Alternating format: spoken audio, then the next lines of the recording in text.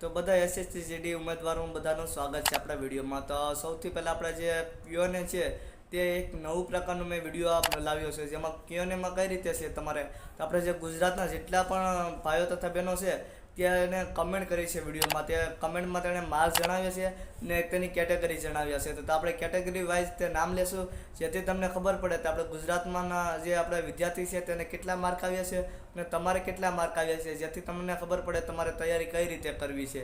તો આ બધાના આપણે જે કમેન્ટ કરી છે તે બધાનું નામ લેવા આવ્યું છે. તો આપણે વિડીયોમાં બના રહેજો. ખાસ કરીને વિડીયો થોડોક લાંબો થશે પણ તમને જાણવા મળશે. તો ખાસ કરીને ચેનલને સબસ્ક્રાઈબ કરજો. સારું કરીએ વિડીયો.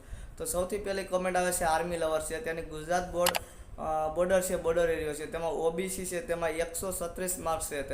તેની ફર્સ્ટ ચોઈસ છે તે સીઆઈએસએફ છે, તો તેને મળી શકે છે. તો તેને આ પહેલી ચોઈસ છે તેને મળી શકે છે. કેમ તો 100 આપણે બોર્ડર એરિયામાં છે કટ ઓફ છે તે નીચું જાય છે અને એને બદલે અત્યારે 136 માર્ક્સ છે તેને. બીજી કોમેન્ટ છે કેસરસિંહને 70 નંબર છે, બોર્ડર એરિયા છે, તેમાં ઈડબ્લ્યુએસ છે, તો તેને થઈ જશે. કેમ કે ઈડબ્લ્યુએસમાં કટ ઓફ છે તે નીચે રહેવાનું છે, તેને નોર્મલાઇઝ જે છે ત્યાં વચ્ચે એટલે થઈ જશે. ત્રીજી કોમેન્ટ આવે છે સીઆઈએસએફ જેની આઈડી છે, જે ગુજરાત ગર્લ ઓબીસી છે, તેને 89 જનરલ સીઆઈએસએફ મળી શકે છે. તો આપણે ગુજરાતમાં આપણે જે ગર્લ્સ છે તેને એ પણ જનરલ એરિયા છે, જનરલ એરિયાથી આવે છે અને ઓબીસી છે, એટલે એને ફર્સ્ટ ચોઈસ છે સીઆઈએસએફ, તો મળી શકે છે તેને 89 માર્કે. મિશન જીડી કમેન્ટ કરે છે, જેમાં સેન્ટરનું કાસ્ટ ક્લેરિફિકેશન કેમ બનાવ તેની વિશે માહિતી આપજો. તો આ ચોક્કસ તેની વિશે આપણે માહિતી આપશું. અને આગળ વધતા આપણે દિવ્યા રાજ ગોયલ છે, તેની કમેન્ટ આવે છે, તેને 99 છે ઓબીસી, ફર્સ્ટ ચોઈસ છે તેને સીઆઈએસએફ છે, તો ફર્સ્ટ ચોઈસ છે તે મળી શકે છે. કેમ કે સીઆઈએસએફમાં છે તે કટઓફ છે થોડું હાઈ રહી છે, એટલે સીઆઈએસએફમાં તમને મળી શકશે, ચાન્સ રહેશે. પછી કોમેન્ટ આવે છે લક્ષ્મીની, ફિમેલ 66.85 છે, નોર્મલાઇઝેશન વધે છે, તો તેને આપણે સિલેક્શન છે તે થવાની શક્યતા છે. કેમ કે 66 માર્કે સિલેક્શન ના થાય તો તમને મિત્રો ખબર હશે. એના પછીની કોમેન્ટ છે અરવી, ગુજરાત 75.75 ફિમેલ ઓબીસી, એમાં 1 માર્ક્સની પહેલી શિફ્ટ છે સવારની, તો પહેલી શિફ્ટ છે તે થોડીક હાર્ડ હતી, જેના હિસાબે તેને નોર્મલાઇઝ છે તે વધી શકે છે. તેના 75.75 માર્ક્સ છે અને ફિમેલ છે પણ ઓબીસી, તો તેને જે ચાન્સ છે લિસ્ટમાં નામમાં આવવાનું, તો તેને રનિંગની તૈયારી શરૂ કરી દેવી. કોયલની કમેન્ટ આવે છે તેની પછીની, તેમાં 73 એસસી છે ફિમેલ, તેના રો માર્ક થઈને વધી શકે છે. જો 73 ઉપર અને 75 એટલે 2 થી 3 માર્ક આવી જાય નોર્મલી માર્ક, તો તેનું સિલેક્શન થઈ જશે. તેના પછીની કોમેન્ટ છે સાંકળ છે, જો ઓબીસી 66.50 જનરલ છે, તો તને ચાન્સ એટલો બધો ન રહે. કેમ તે તેણે જણાવ્યું નહોતું પણ બોર્ડર એરિયા છે, નહીં જનરલ એરિયા છે જણાવ્યું છે, સોરી, તેને 66.50 છે, એટલે તેને ચાન્સ થોડોક ઓછો રહે છે. તેના પછીની કોમેન્ટ આવે છે ધવલની, તે ગુજરાત મેલ 121 થઈ જશે. હા, એનું તો ચોક્કસ થઈ જશે, 121 એટલે બહુ કહેવાય. ભોલુની કમેન્ટ એને પછી આવે છે સનનું માર્ક ઓબીસી જનરલ થાય છે, તે કઈ પોસ્ટમાં હશે, એટલે કઈ પોસ્ટમાં હશે ભાઈ, તેમાં એને એમ છે તેને જે પહેલી પોસ્ટ પસંદ કરી છે તે તેને પહેલી પોસ્ટ મળશે.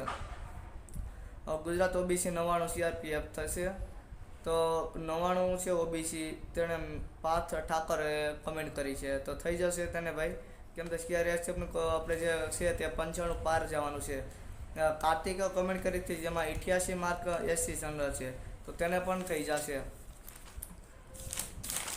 તો એના પછીની કોમેન્ટ આવે છે કુંદન આર્મીમાં 70 છે ઓબીસી છે, બોર્ડર એરિયા ગુજરાત છે, તો તેને થઈ જશે. કેમ કે બોર્ડર એરિયામાં જે કટઓફ છે તે આપણું નીચે હોય છે. તેના પછીની છે ઝાલા જયેશ છે, ગુજરાત જનરલ 89 પહેલી પસંદગી બીએસએફ, તો આ બીએસએફ મળી શકે છે. કેમ કે બીએસએફમાં જે કટઓફ છે તે નીચું હોય છે. તેને પછીની કોમેન્ટ આવે છે તે કેજી જાડેજા, ગુજરાત સનનું ઈડબ્લ્યુએસ બોર્ડર છે, બોર્ડરમાં જે છોકરા તથા છોકરીઓ છે એટલે ભાઈઓ તથા બહેનો ઈડબ્લ્યુએસમાં આવે છે, તે બધાને જે 80 ઉપર છે માર્ક તે બધાનું સિલેક્શન થઈ જશે. કેમ કે ઈડબ્લ્યુએસમાં જે કટ ઓફ છે તે સૌથી નીચું રહેવાનું છે. કોલ ગિરિરાજ છે, તેની ઈડબ્લ્યુએસ છે 74, પહેલી પસંદગી છે આસામ રાઇફલ, તેને 74 છે, એટલે આસામ રાઇફલ છે. તેને જણાવ્યું નથી તે બોર્ડર એરિયાથી છે કે જનરલ એરિયાથી છે. તેને પછીની છે પંકજની કમેન્ટ 81 જનરલ એરિયા CISF મળી શકે છે. 81 એટલો બધો સાંસ ન રહે, કેમ તે જનરલ આપણે છે તેમાં જે કટઓફ છે તો થોડું હાઈ જાય છે, કેમ તે 85 12 તમારે છે તે કટઓફ જાય છે. આર્મી કમેન્ટ કરી છે, આર્મી તે 136 છે CISF મળી શકે, આ મળી શકે. તમારા ફર્સ્ટ જે ચોઈસ હોય તો તમને તે મળી શકે છે. તેના પછીની કમેન્ટ આવી છે તો નનિતા 47 છે, તેને તમને એરિયો અને કંઈ નથી બતાવ્યું છે. એના પછીની ઇત્યાન છે, તેની કમેન્ટ છે 83.25 છે, OBC છે, એટલે તેને થોડો સાયન્સ છે, કેમ તો નોર્મલાઇઝેશન વધી શકે તો તેને સાયન્સ રહેશે. તો આટલી કમેન્ટ હતી આપણે ગુજરાતના લોકો, આપણે ભાઈઓ તથા બહેનોની. તો તમે તેની ઉપરથી અંદાજો લગાવી શકો છો તમારે કેટલા માર્ક્સ છે અને તમારે કઈ રીતે તૈયારી કરવી છે. અને આપણે ગુજરાતમાં કઈ રીતે માર્ક આવ્યા છે તમે જોયા હશે આપણે વિડીયોમાં, તો તમને ખ્યાલ આવી જાય. તો આપણે ગુજરાતમાં એટલા માર્ક છે એટલે આપણે